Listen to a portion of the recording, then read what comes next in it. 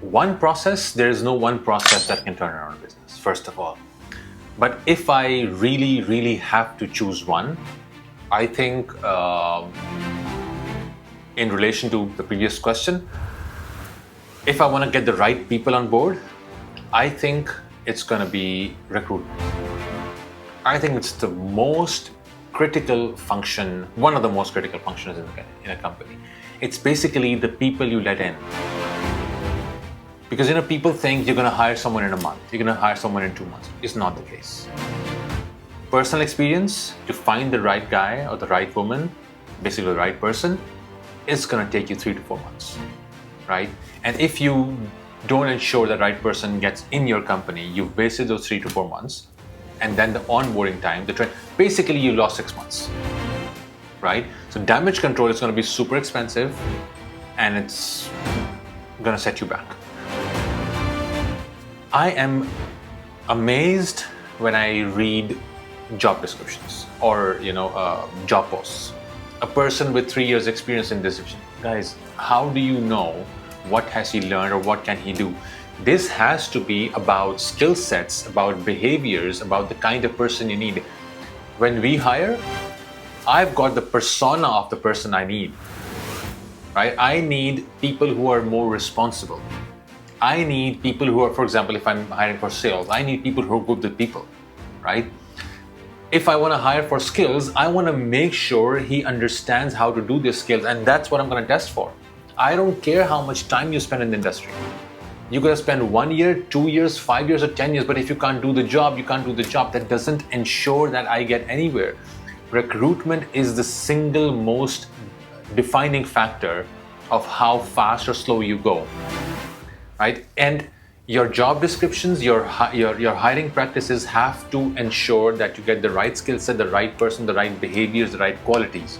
When we hire, I'm more interested in the person I'm speaking to. I'm more interested in the qualities as a person, how resilient is he or she is, how well they work under pressure, because there's going to be pressure.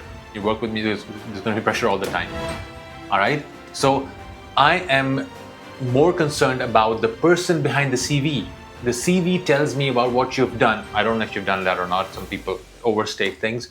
I can see your qualifications and I can see a lot of things on the paper, but I am more interested in how are you going to react? How are you going to behave when things go tough? When my client gets upset, when things go rough and I've got to put extra hours, when things get ugly, how do you handle that? Those are the qualities. Those are the things that are going to define if it's a good hire or a bad hire. Qualifications are easy to get. I mean, everybody's qualified nowadays. I get CVs, like 5, 6, 8 certifications. But unfortunately, when you meet the person, you just know that they're not going to cut it. So if there's one thing that everybody needs to fix, is the recruitment process. You got to be super picky, super vigilant on the people you let in, because it's all related. If you got to build the right culture, you got to have the right people. And you can't change people. Nobody can change anyone, right? You got to ensure you get the right people in the company. Of course, in an interview, in a hiring process, you can't understand a person in a matter of 30 minutes or an hour or 2 or 3 meetings. It's not going to happen, right? People fake themselves. So, but you got to make an informed decision. You got to have certain guardrails. You got to have certain things that you're absolutely going to be sure about. So you got to find a way on how to test those. If I want to know about a person, I just let them talk. I'm not the person who's going to talk the most in an interview. I let them talk. I give them situations and I said, okay, how would you handle this? Or how have you handled this in the past? Fluency shows confidence. If a person is not fluent, I know that they're making stories up, and that's not the right person. At times we make a wrong hire, right? Or at times we make a person who's more suitable to a different role. The first thing, I think most leaders, most business owners, managers, they don't know if they've made a bad call. That's lack of knowledge, right? So if I don't know the person is competent or not competent, there's no way I'm gonna get the right person in the right role. Right? If I don't know, what a good finance manager, an accounting manager, or a sales manager, or a salesperson looks like, what are they supposed to do, what are the KPIs, if they're hitting their targets or not, then there's no way I'm gonna ensure the right person gets in the right role. I'm playing blind. Basically, I'm shooting in the dark, and if it hits, it hits. That's the first thing. Second one, I think lack of involvement and being in the comfort zone. Because it is hard having a hard conversation. It is really hard telling people that they're not able to meet the targets, and so some things need to change. And that requires real involvement in the business. So if I'm going to stay in my comfort zone and say, things are going to figure out, or he's going to learn, or he's going to be okay, it's not going to happen. These conversations need to happen right away, right? And this is only going to happen if you're involved in what the expectations are, if you've set the expectations correctly, and if they're not being met, the person needs to know. Sometimes, if I don't understand what you need from me, people are different, expectations are different, my perception of what you're saying could be different. So you tell me what is needed and I'm doing it in a different way. The output is not tangible. It happens, right? But if you're a laid-back person and you let things flow, good luck. You're gonna hire people. If they work out, great. If they don't work out, and if you're not the person who's gonna take it heads on, it's not gonna work. Third and most important, and this might trigger people, I think it's a lack of courage. I'll give you a scenario. We made a hire, it didn't work out. And I made the hire because nobody was available. I took the interview, I made a call, it didn't turn out right. And a couple of months, maybe the first month or the second month, we realized that it's not going out. My team had the liberty to come down to me and say, you know what, I think it's not working out. And they knew I made the hire. Now, as the owner, as the CEO, first of all, it takes courage for me to accept that I made a mistake. And then it takes courage to take action. Because first of all, I gotta raise my hand up and say, guys, I messed up. Right? And not many people do that. The first thing I see is they get defensive because they made the hire.